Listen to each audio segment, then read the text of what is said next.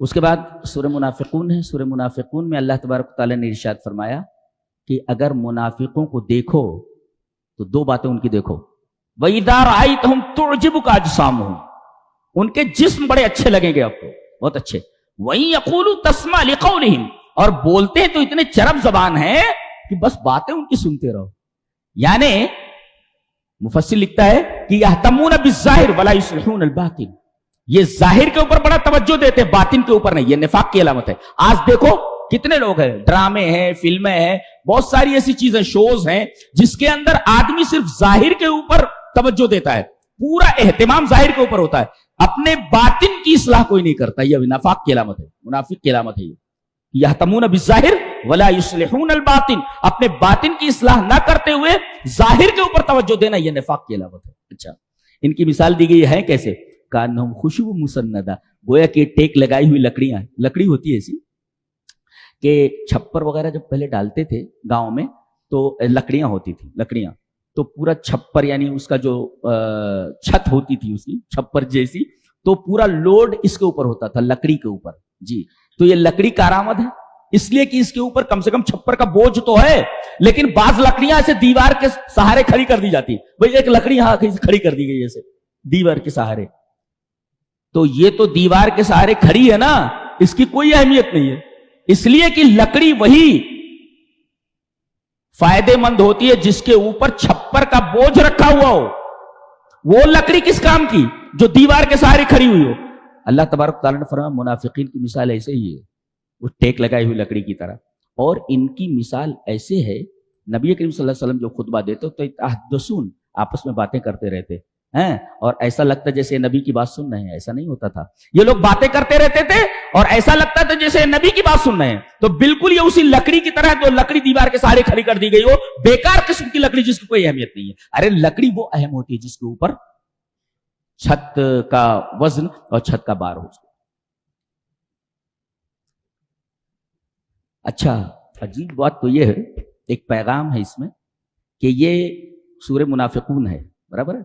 اچھا، اس کا اختتام دو چیزوں پر ہو رہا ہے.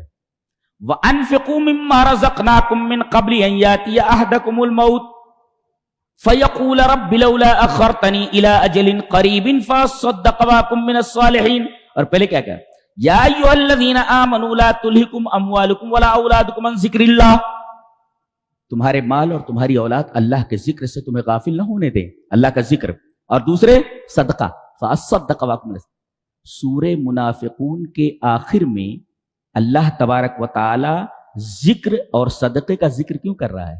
ذکر کا ذکر ہے اور صدقے کا ذکر ہے، یہ بتانے کے لیے کہ نفاق کا علاج دو ہی چیزوں سے ہو سکتا ہے، ایک تو اللہ کے ذکر سے یا پھر اللہ کی راہ میں صدقہ و خیرات سے. لہذا اگر نفاق کا علاج کر رہا ہے، ہر مرض کا ایک علاج ہوتا ہے، نفاق کا علاج کیا ہے؟ سورہ منافقون ہے، یہ منافق ہیں سب.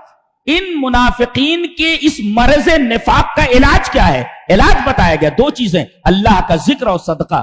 اور ان کے بارے میں یہ ہے کہ لا یذکرون اللہ الا قلیلا، ذکر بہت کم کرتے تھے، یہ ذکر کرتے ہی نہیں تھے اللہ تبارک تعالیٰ کا. تو یہ نفاق کی علامت تھی اللہ کا ذکر نہ کرنا. اور صدقہ، یہ چمڑی چلی جائے مگر دمڑی نہ جائے، اس کے یہ قائل تھے، یہ اللہ کی راہ میں کچھ خرچ نہیں کرتے تھے. لہذا نفاق کے مرض کی دوا دو چیزیں، اللہ کا ذکر اور صدقہ و خیرات. اچھا، بیماری کسی کو لاحق ہو جائے تو اس کے تدارک کے لیے دو چیزیں ہیں، ایک ہے دنیاوی علاج اور ایک ہے روحانی علاج.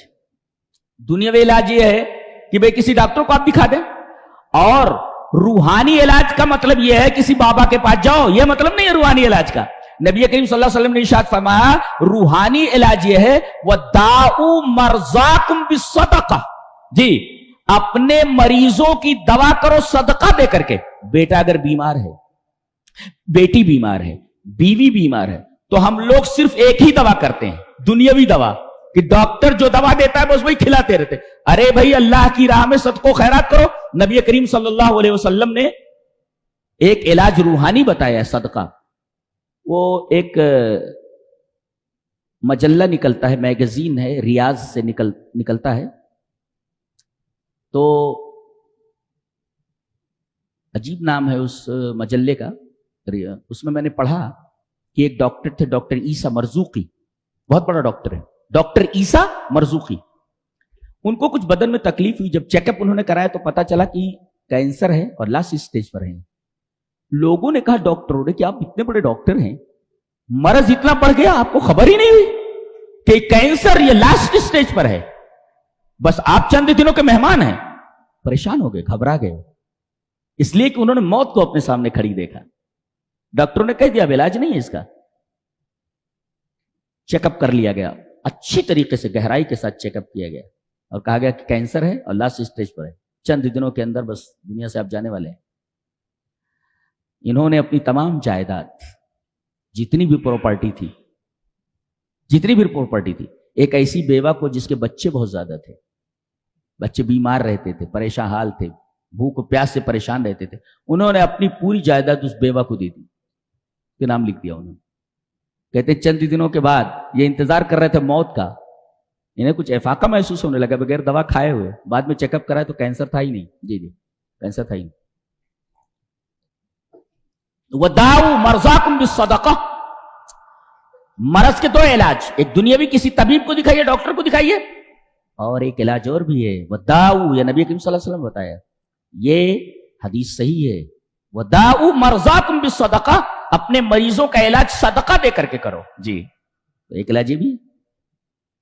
اور سورہ منافقون کے آخر میں صدقہ اور اللہ کا ذکر، دو چیزوں کا تذکرہ گیا. یہ نفاق کا جو مرض ہوتا ہے، بیماری، یہ دو چیزوں سے دور ہو سکتی ہے.